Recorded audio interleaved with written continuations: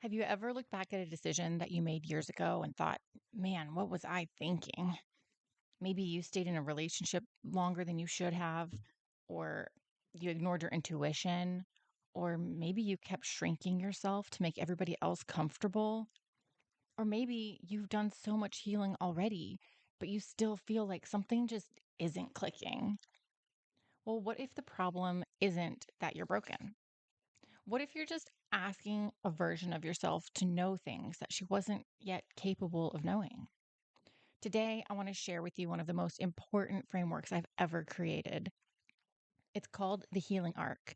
And over the last year, with all the work that we've been doing throughout the episodes of this podcast, I think it's time for us to reach a new layer of it, to deepen your understanding of the stages and what they mean for you, and how this understanding can help you along your journey.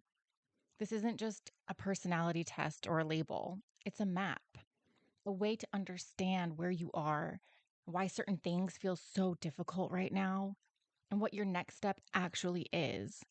Because healing isn't about trying harder, it's about knowing what you need in this season of your life. And by the end of today's episode, you're going to be able to identify where you're at on the healing arc, understand why you've been feeling the way you do, and see how this path leads you back to the relationship that changes everything, the relationship with yourself. Welcome to Jotindi, Journey to the Inner Divine, a sacred space for healing energy, emotional release, and soulful transformation. If you're ready to live with joy, ease, and purpose, you're in the right place. Welcome back to the podcast. I'm so glad that you're here. It has been quite a while since we talked about the healing arc. In fact, it was one of my very first episodes. And since then, we have welcomed so many new listeners into this community. So if you're newer around here, this episode is going to give you a really solid foundation for so much of what we talk about every week. And if you've been with me since the beginning, I want you to listen really closely because this isn't just a repeat of the original episode. Over the last year, this framework has continued to grow and evolve alongside my own healing journey. And I've refined it through my own experiences and conversations with my colleagues and clients, and honestly, just through living life. And today's episode is really for anybody who's ever wondered, why do I keep finding myself back in the same patterns? Why does this healing sometimes feel like I'm making progress, and other times I feel like I'm right back where I started? Or where do I even begin if I know something in my life needs to change? Or maybe you've been doing all the right things. You've been reading the books and listening to the podcasts and going to therapy and meditating, and you're still wondering why parts of your life just don't seem to shift. I think what I'm about to share is going to give you a lot more compassion for yourself. It's going to help you understand why healing isn't one size fits all, and more importantly, it's going to help you figure out what your next step is instead of feeling like you're just throwing spaghetti at the wall and seeing what sticks. Now, recently, I was talking with my therapist about a decision that I made years ago that I've never really felt completely at peace with. For years, I would look back and think, man, if I could just go back, I'd speak up and I'd be honest about how I felt. And I thought that my biggest regret was that I hadn't fully expressed how I felt. But when we started unpacking it, I realized something that I wasn't expecting, and it was the truth. And the truth is, I don't think I actually knew the full truth back then. I knew pieces of it. I knew that I was scared and uncomfortable, and I knew that something didn't feel right, but I didn't have access to everything that was underneath those feelings. I couldn't see the grief and the fear and the uncertainty and the protective parts of me that were trying so hard to keep me safe. It wasn't that I was intentionally hiding the truth from someone else. I just hadn't fully uncovered it yet within myself. And that realization, wow, that brought me so much compassion because for years I've really judged that version of myself like she should have known better or done something different.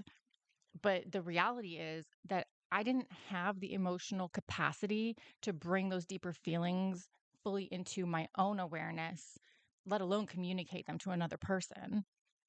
And when your capacity changes, your life changes, right? The decisions that you make, the boundaries that you set, the relationships that you choose, they change.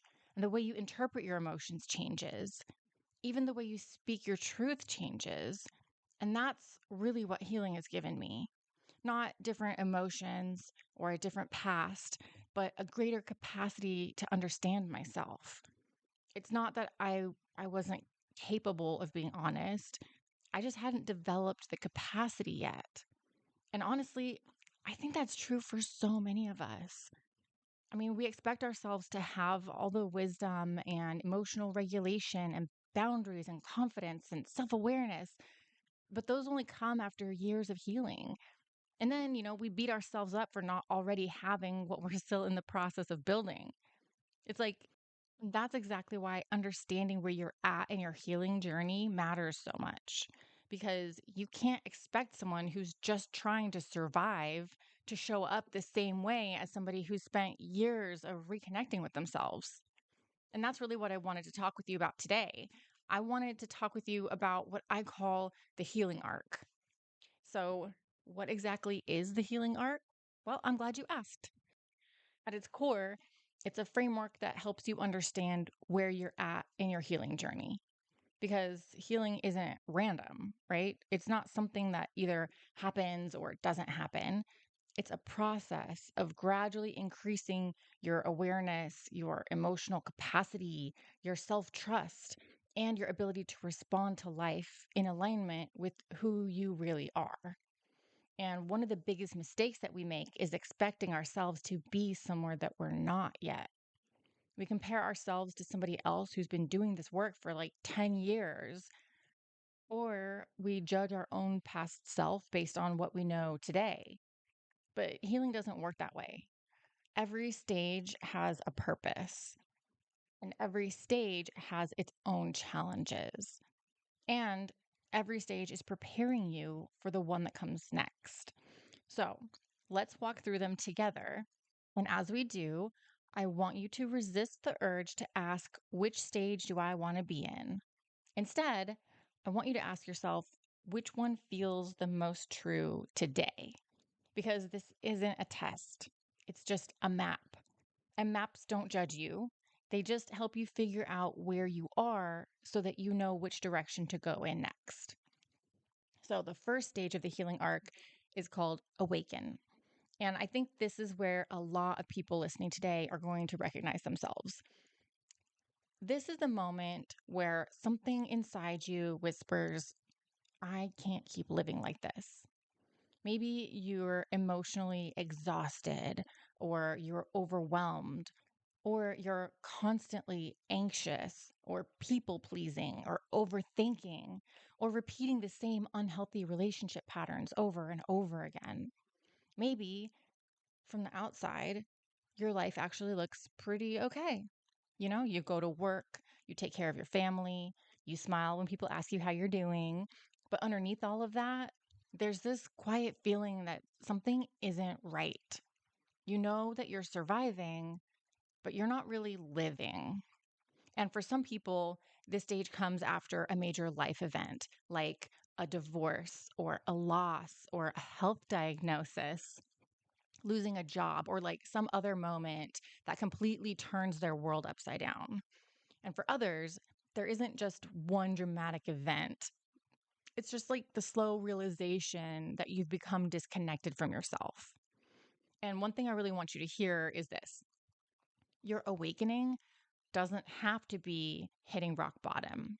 I mean, it can be, but I think we've almost romanticized the idea that we have to lose everything before we're allowed to change. And you don't. You don't have to wait until you're completely burned out. And you don't have to wait until your relationship totally falls apart. And you don't have to wait until you're miserable. You can choose growth simply because you know that there is a different way to live. Now, here's where I think a lot of people get stuck. Once you've recognized that something needs to change, it's easy to think that you're ready to just jump straight into fixing it, right? And you think, oh, I need better boundaries, or I just need to meditate more, or I just need to think more positively. But when you're in this stage, that's usually not actually what you need the most. What you need the most in this stage is compassion. Because whether you realize it or not, your nervous system has been doing everything it can to protect you. At this stage, you probably don't fully trust yourself yet. Maybe you're second guessing your decisions, or maybe you're questioning your emotions. Maybe you don't know whether to listen to your head or to your heart. And you might not even know what you're feeling beyond overwhelmed. And that's okay. You're not behind or failing, right? You're just standing at the very beginning of your healing journey. And awakening isn't about having all the answers. It's just the moment that you become willing to ask better questions. And once that happens, then your healing can begin. Now, once you've awakened to the fact that something needs to change, the next stage is called release. And this is where your real work begins. And not because it's the hardest stage, but because this is the stage where you stop trying to fix your life from the outside and you start to explore what's happening on the inside. This is where you start noticing your patterns. Like, why do I keep ending up in the same kinds of relationships? Or why do I abandon myself to make other people happy? Or why does one small comment ruin my whole day? Right? These are the questions, and they're not meant to shame you, but they're just invitations to understand yourself better. Because this stage is about becoming curious. And instead of judging your emotions, you start listening to them. Instead of saying things like, how do I make this feeling go away? You start asking, what is this emotion trying to show me? Because the truth is, your emotions are not your enemy, even though sometimes it feels that way. They are messengers, right? Anger might be pointing towards a boundary that's been crossed. If you're feeling resentment, that might be showing you some imbalance you have in a relationship. Or fear might be trying to protect you from an old wound rather than just a present danger. And your goal isn't to obey every emotion. The goal is to understand it. And as you begin doing this work, something really beautiful starts to happen. You stop believing every thought that passes through your mind. And you begin recognizing that a lot of the stories that you've been living by aren't actually facts.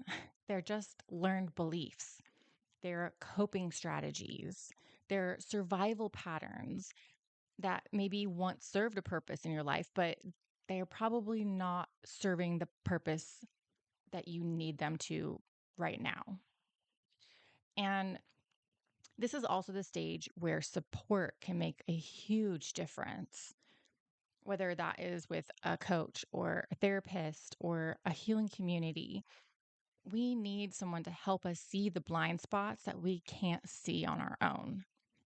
And while this stage can be emotional, it can be really incredibly freeing because every time you uncover a new pattern or you question an old belief or you allow yourself to feel something that you've spent years avoiding, you create space.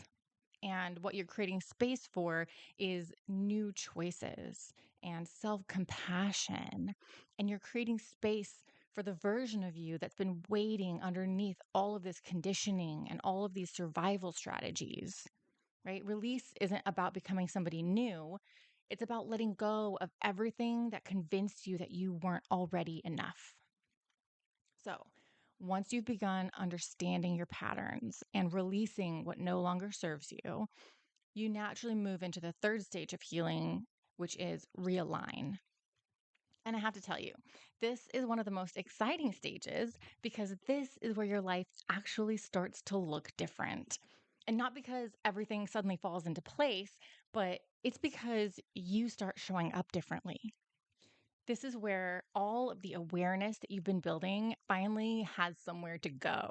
Instead of just recognizing that you're people pleasing, you start saying no. And instead of just noticing that you have anxiety, you learn how to regulate your nervous system. And maybe you recognize that you've been abandoning yourself And now you begin choosing yourself in small, everyday moments. And this is a stage where healing becomes less about understanding your past and more about creating your future. And it's also where a lot of people get frustrated because growth doesn't happen all at once. Sometimes it's a process and people get impatient because you're not going to wake up one day suddenly trusting yourself. And you have to build trust in yourself the same way you build trust in any relationship. And you do that one choice at a time. Every time you honor a boundary or listen to your intuition instead of talking yourself out of it, or maybe you choose the healthier response over your familiar fear reaction, or maybe you just keep a promise that you made to yourself.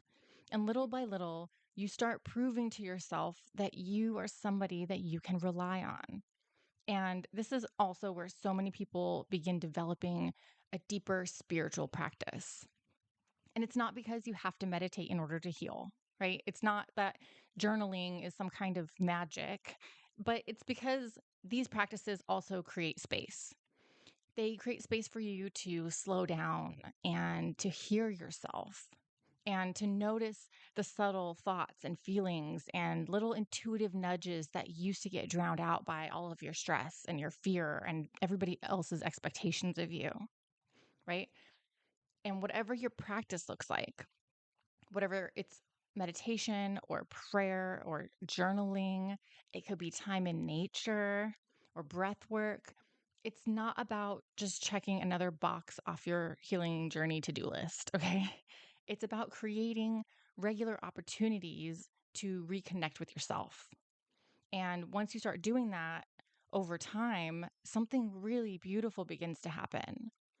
You stop looking outside of yourself for all the answers.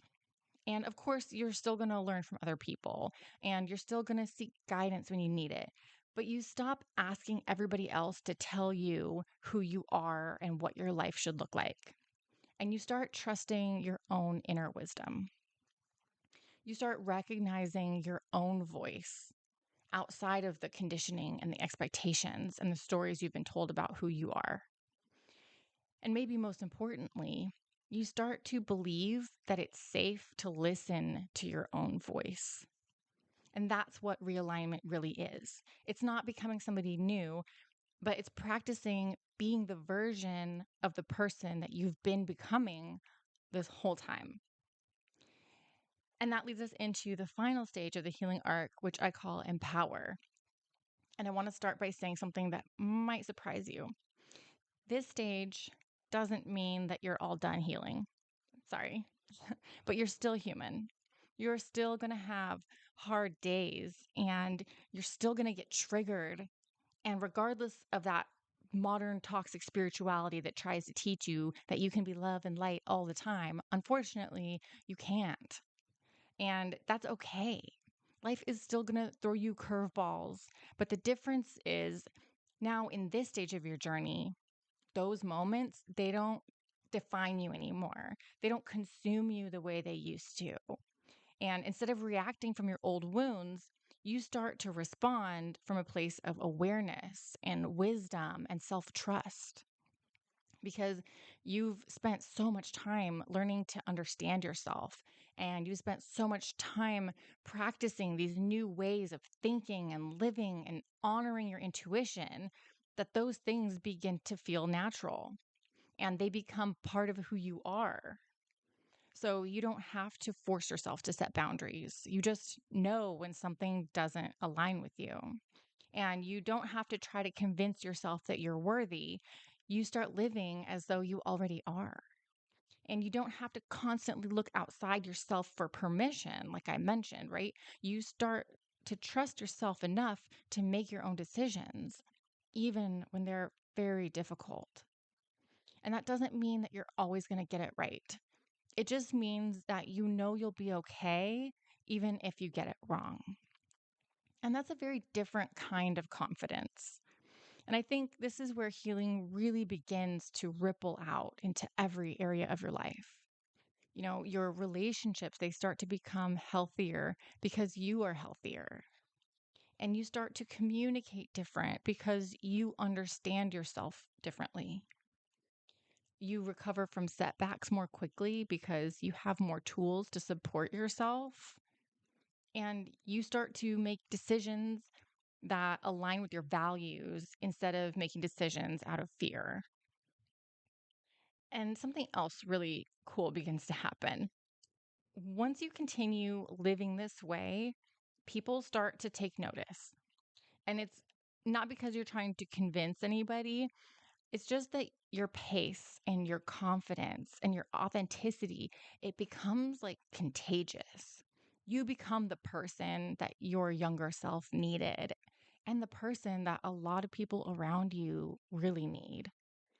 And it's not because you're perfect, right? None of us are ever going to be perfect, but it's because you've learned how to keep showing up for yourself with honesty and with compassion and with courage.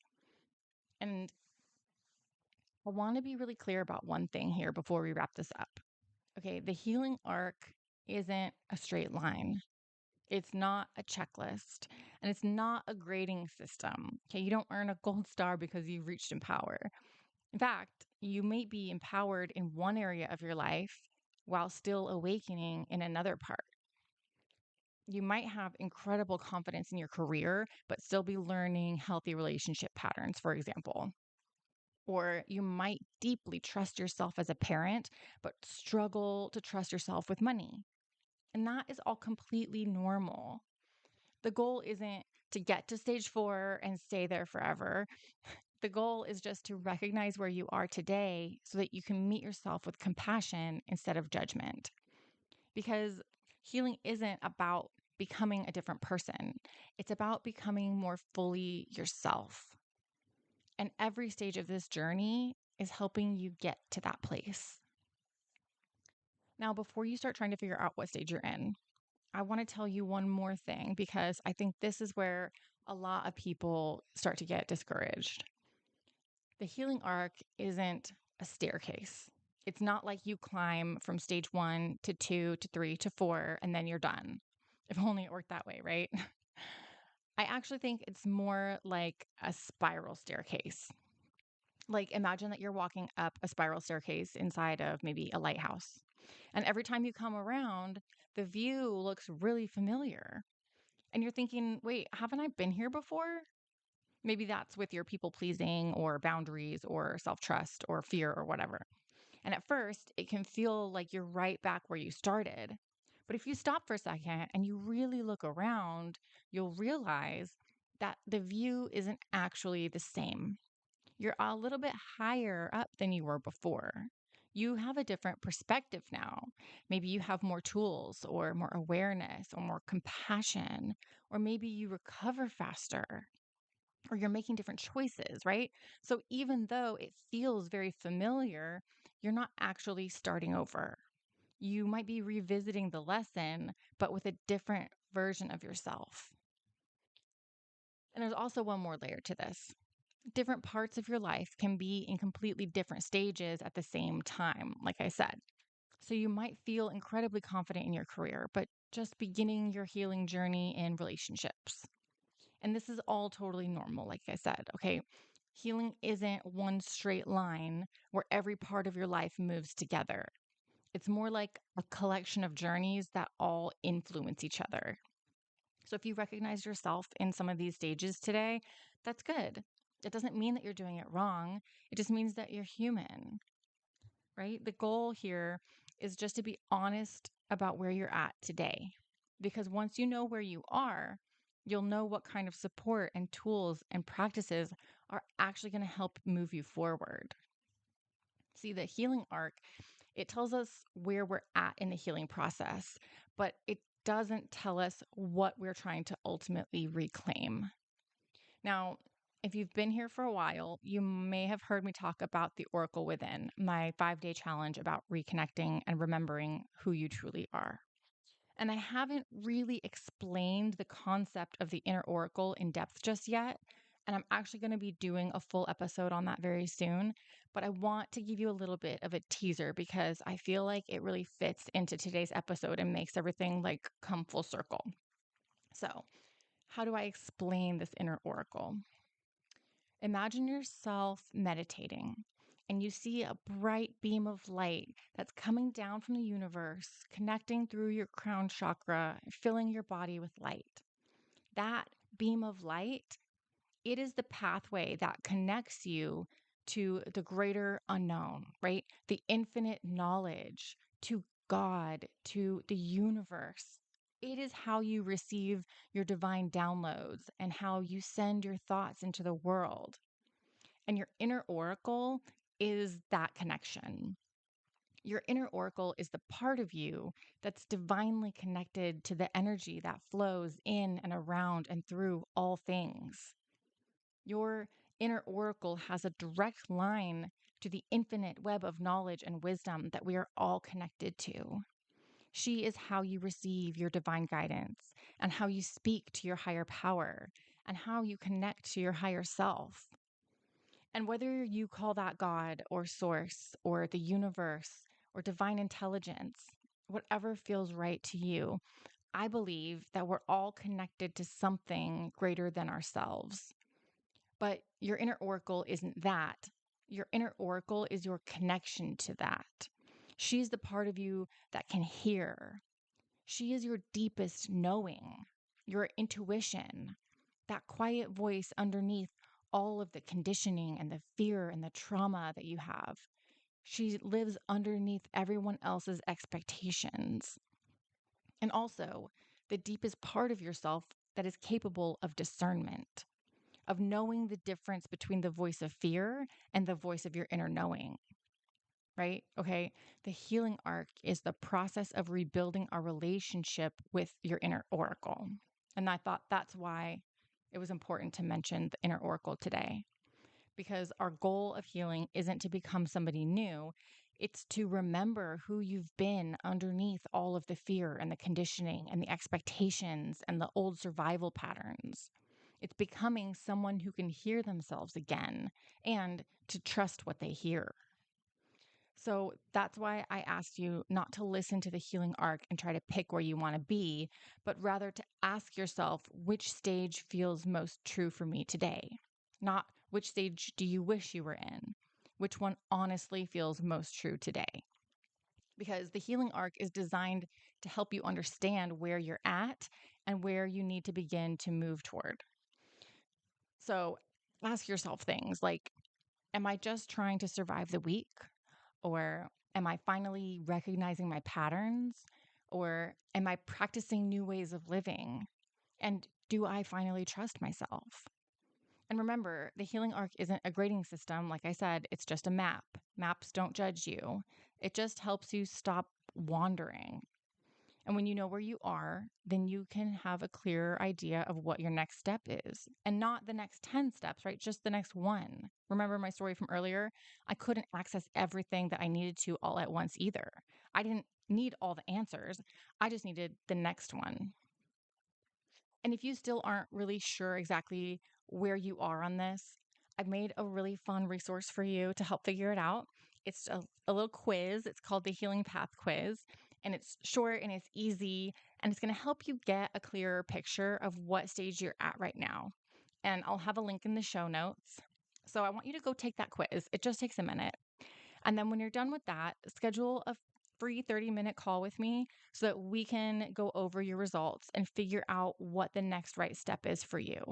And it's no pressure, no obligation, just a heart to heart where I can offer you my guidance and my support. And if you liked this episode, or if you thought to yourself, I know someone who needs to hear this, please share it. It's the best way for us all to help support each other and move forward on our healing journeys together. All right, I will see you next week. And don't forget, there is no path to happiness. Happiness is the path.